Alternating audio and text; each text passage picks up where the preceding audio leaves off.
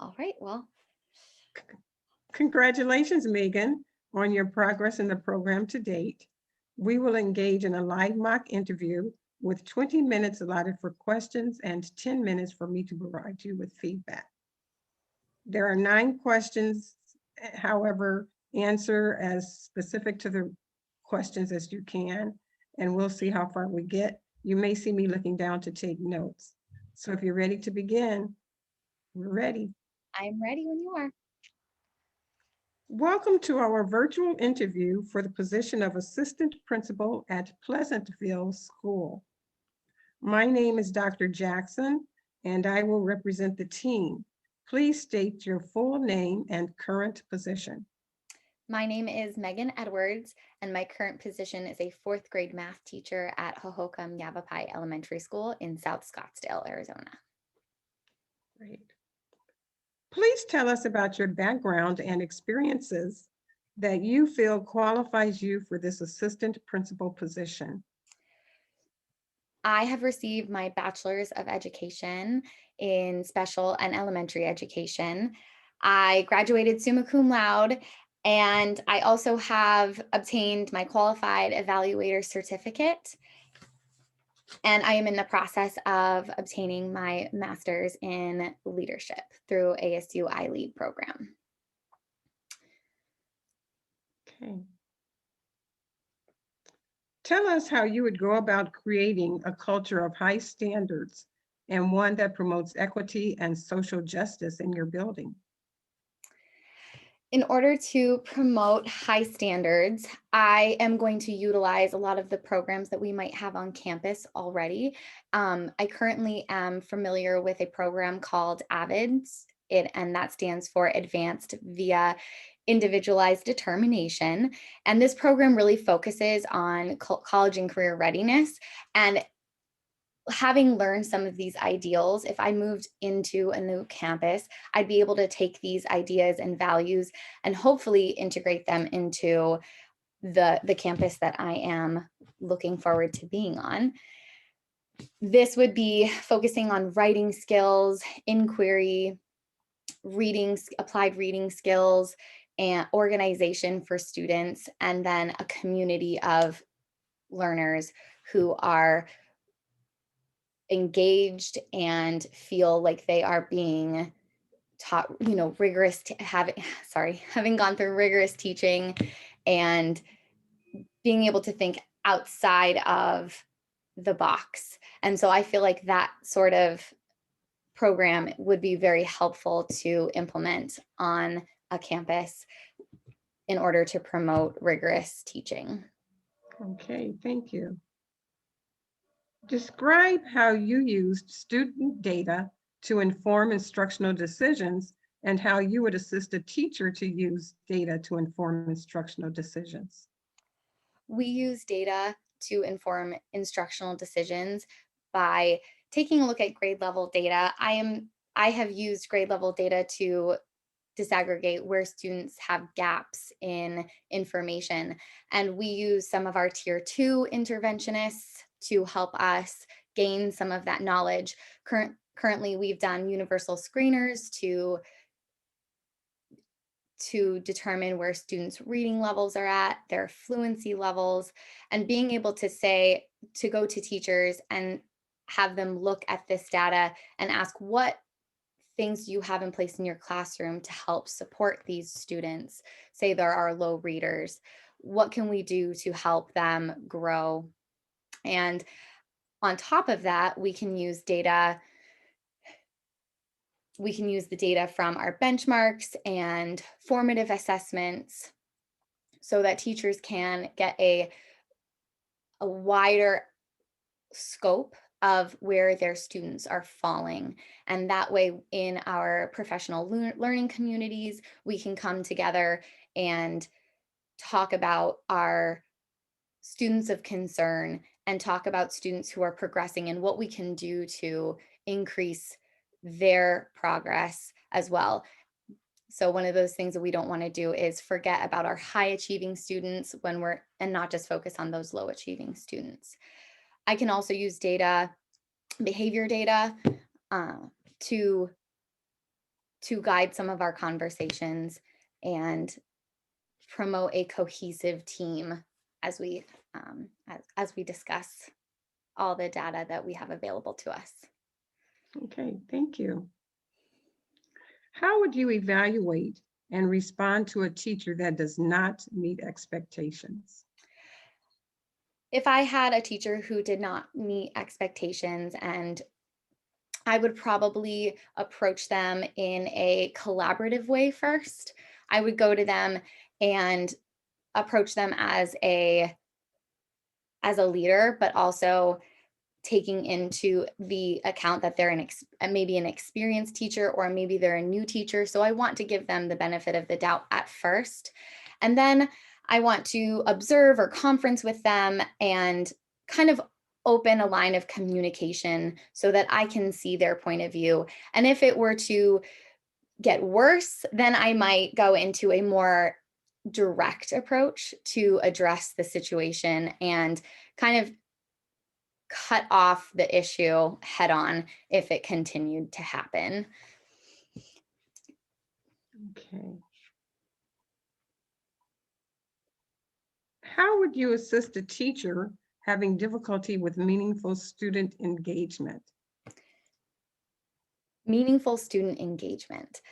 To assist a teacher in meaningful student engagement, I would really encourage a classroom culture and helping them set up a classroom culture that allowed students to feel welcome and as they were able to come to that teacher with problems or issues. And we can use a lot of positive behavior models here, such as we can use positive behavior supports like MTSSB or PBIS, and create a system where students are feeling encouraged and allowing them to grow in a more positive climate. Okay, thank you. What steps would you take when dealing with a student discipline incident? When dealing with a student discipline incident, I would first listen to whoever was coming to me with the issue and then investigate what was happening. So if there was an incident, I would go to the student, I would interview maybe other students or other individuals involved, and try to piece together what might be happening. Then I might use restorative justice if that was an issue. I know that that has worked for our school in the past, or the school that I've currently been at. I've seen a lot of amazing improvement when it comes to conflict using that strategy. But I would also make sure that I'm documenting everything that's going on and that I'm in communication with all parties. So if parents were getting involved or I needed to communicate with them, we have a open line of communication between everyone who is involved in the conflict. Okay, thank you. Number 7, give us an example of a situation in which you dealt with an upset or angry parent, including how it was resolved. I had an incident at a parent teacher conference when I was teaching last year. And this parent had come into the room upset already. And I had another teammate who had been a little abrasive and abrupt with him, and he got quite upset. So his first instinct was to leave and go straight to our principal. And he had complained about the way he had been treated. And so our first step was to meet with our principal, and we all brought material for that parent and discussed the issue. Our principal was the mitigator, so he was kind of he was the one who was addressing the parent, and we were all meeting together to confer. And we helped, in my case, I spoke with him directly to help him understand where we had been coming from, and my principal and I had talked about what I would be saying to him, so that I led that part of the conversation. We talked about um we talked about the information that we had not been giving him, and so he and I had a very good conversation that helped smooth over the conflict. And so how was it resolved? And this was resolved by our team meeting and by giving him the materials. He had wanted report cards and a progress report that we had not been allowed to give him at the time. And so I explained our team decision, and then we gave him the materials he was looking for and a little bit more clarification on how his child was doing. And we were able to resolve that through providing him with all of the information that he was And, trying and to he, attain. and he didn't have any more complaints. No, not after that. He didn't have any more complaints after that. Very good. Okay, thank you. You're almost there. Number 8, if you could choose one professional goal for yourself, what would it be and why? One professional goal for myself would be to my first professional goal is to become an assistant principal. I have been in education for 6 years now, and I have committed myself to my students. And now I'd like to see my experience and everything that I have learned throughout my years of teaching, through my involvement on campus in committees, to better my teachers' experiences and the students inside of the classrooms on campus, and to help guide the mission and vision of our school. Okay.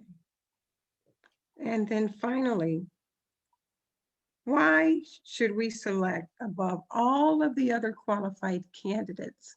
Why should we select you for the position of assistant principal at Pleasantville School?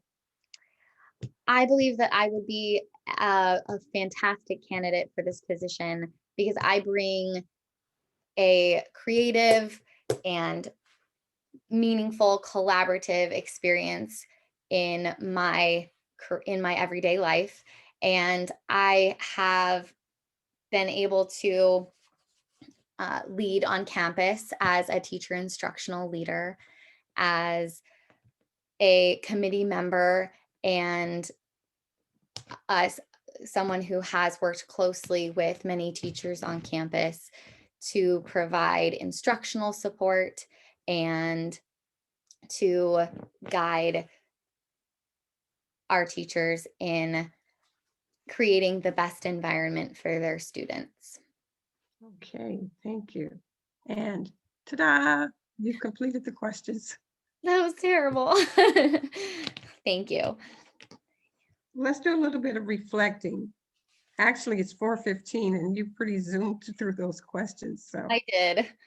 we'll do a little bit of reflecting now. In terms of the areas, the topic areas that you had questions about, Mhm. areas do you feel that you were the most comfortable responding to? And which ones caused you a little bit of angst, a little bit of pause as you were trying to respond? I feel like, talking about myself is easy, like right at the beginning. Um, I feel like talking about the behavior one was actually quite difficult. I've not actually had an experience where I've actually had to be the person who truly is the one to resolve those an issue quite like that, from start to finish. I've never really been the main person to deal with that, so that was difficult to speak to. Are Uh, you speaking in terms of the parent or the student question? oh, in terms of the parent question, Okay, I've had to deal with student discipline okay, quite a lot. okay. That's the one I thought you were thinking of. Yes.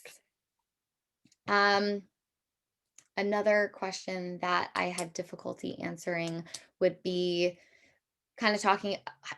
I use data, but I would like I should have a little bit more information on how I'm using data to drive instruction.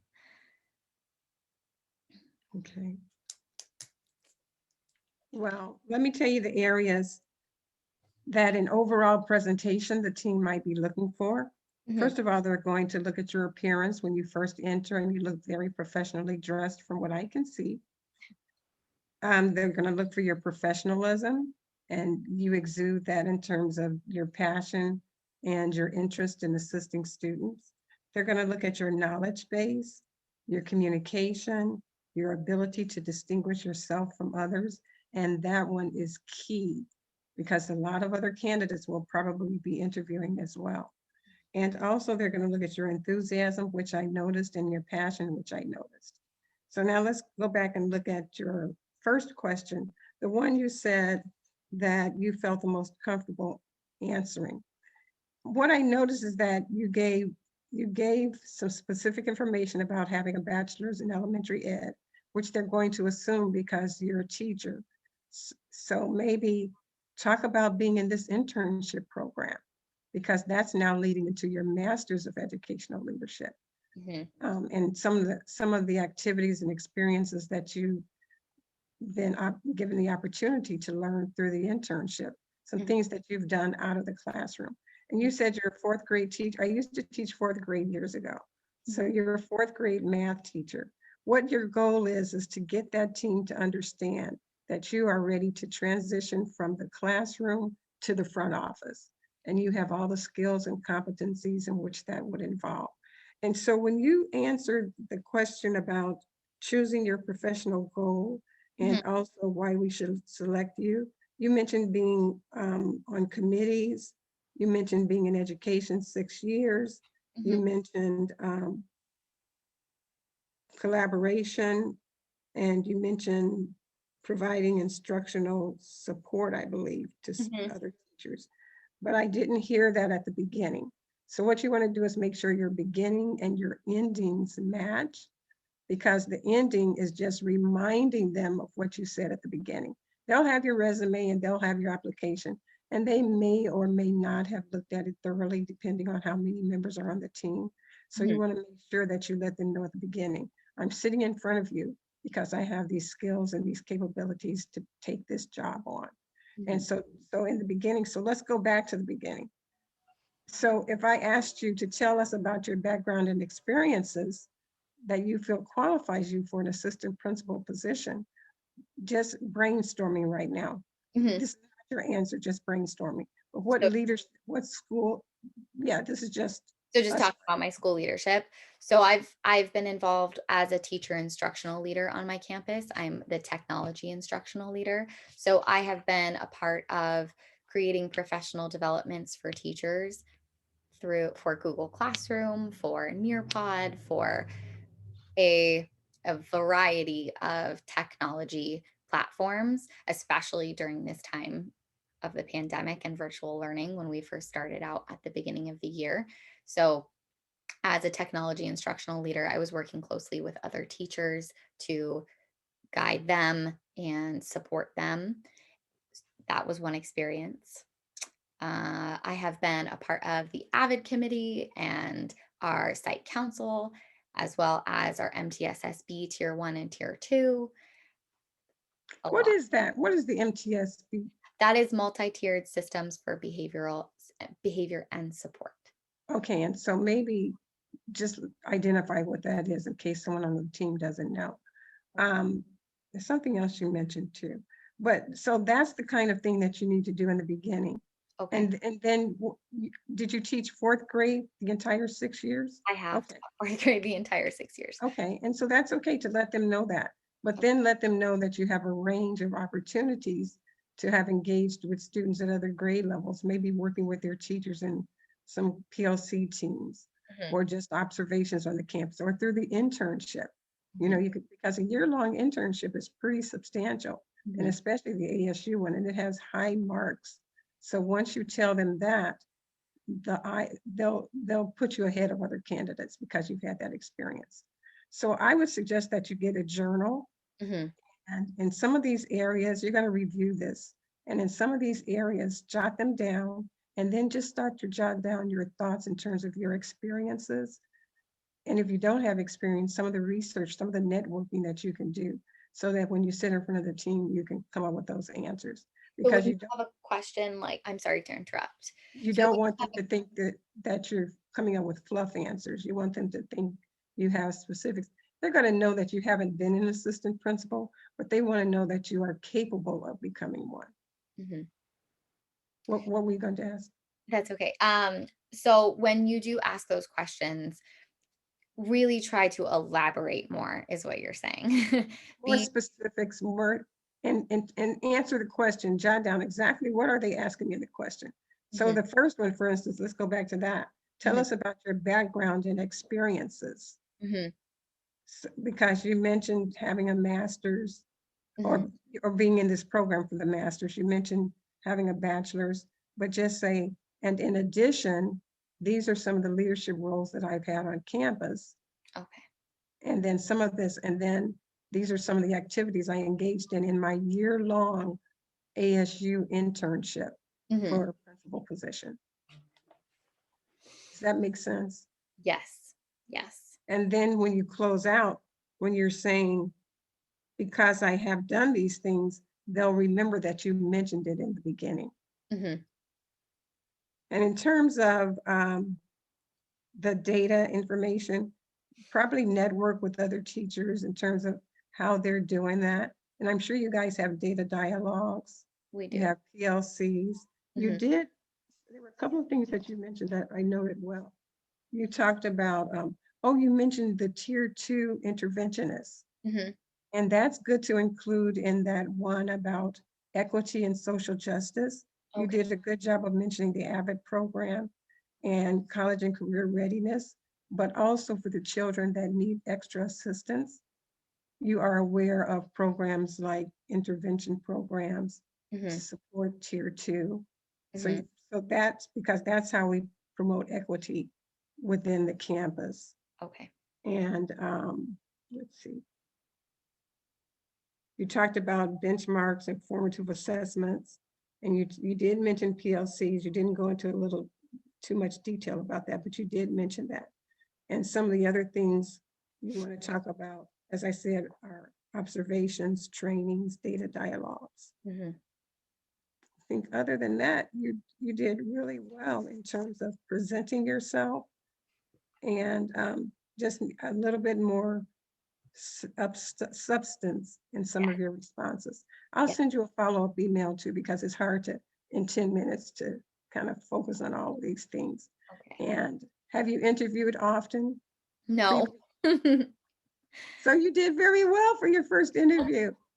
You're so that's very sweet. I'm like sitting here like, no, that was awful. I think one thing that I also was curious about, so speaking directly towards equity, you mentioned using the data, tier 2 data and No, using, not data, just or not data, but the supports that we have on campus that bring that equitable culture to our school campus. and if you have counselors, Okay. if you have behavior interventionists, anything that will help make the playing field a little level for some students that Okay. are not at that college and career readiness level. So even if I haven't, so I've worked directly with those people, but to spin it in a way that I have had experience working with those individuals is how I want to Exactly. present that. Okay. And we have those opportunities on our campus. Okay.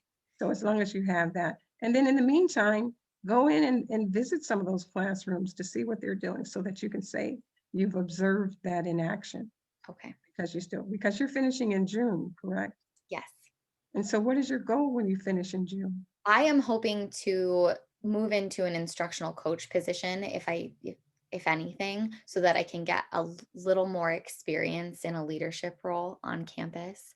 So I'm I could shoot for an AP, and I might throw some interviews in there, and hope, work really hard to get into something like that. But I feel like I might need just a little bit more experience before I jump all in. And I think I know many instructional coaches that went from instructional coach to AP to principal. I also know instructional coaches that went right to the principalship. Yeah. And so that's going to give you an opportunity to get more experience with these areas that you're talking about. Yeah. And you did present yourself well. You weren't twitching or having nervous energy. You know, you were calm, you were thinking through. You just need to get more substance, and that comes through experience and more learning. Yes. Um, Also, and I have some tips of the trade that I'll include in my email in Okay. terms of being in front of an interview team, because it is, and you know, I go way back to my first interview. And I'll tell you, I don't think I was as calm and collected as you. In fact, I know I was not. And so that's what I appreciate. Knowing. Well, you're hiding it very well. So do you have any other questions that I can help you with? Uh, I think I get, well, in your experience interviewing, do you ask what are some other questions that you might ask? You mean as if I'm interviewing someone? Yes, Oh, for an I'm glad you brought that up, because what I'll put in my notes, you can Google assistant principal questions. You okay. can also probably Google instructional coach questions. Yeah. There are also videos you can watch in which people are actually engaged in interviewing. I discovered that last year and I thought, let me tell the interns about this. This internet is amazing. It's not a Almost bad idea. almost anything you want to look for, you can find it. And so do that, because each team might focus on something different. Some teams might want someone with more discipline background. Some teams might want someone with special ed background. But your goal is to do your homework on that school, and that's part of my suggestions. First thing you need to do is do your research, know the mission and the vision of that school, or if it's a school with a district, that school and district drive the community. Let them know that you're interested in knowing, but also look for red flags. If you find out, "Oh, I don't know if this is the situation for me," don't settle on that, because there's a better opportunity awaiting for you. Mhm. Well, thank you so much, Jacqueline, for interviewing me and taking the time to give me some pointers. Well, I appreciated meeting you, and I think you're going to have a fantastic career ahead of you. You're Thank already setting the stepping stones in place. So connect with those APs, connect with those teachers, get more information so that you have a wider, go visit kindergarten. Yeah, That's an experience, get a lens. so that you can across the board say that you have experience working and knowing and collaborating with teachers at different grade levels. Yes. Well, thank you so much. I appreciated meeting you. And if you have any other questions, just give me an email. And also, I'll send that email to you later this evening. All right. Thank you so much. Thank you and have a Have a great great day. day. Bye. Bye bye.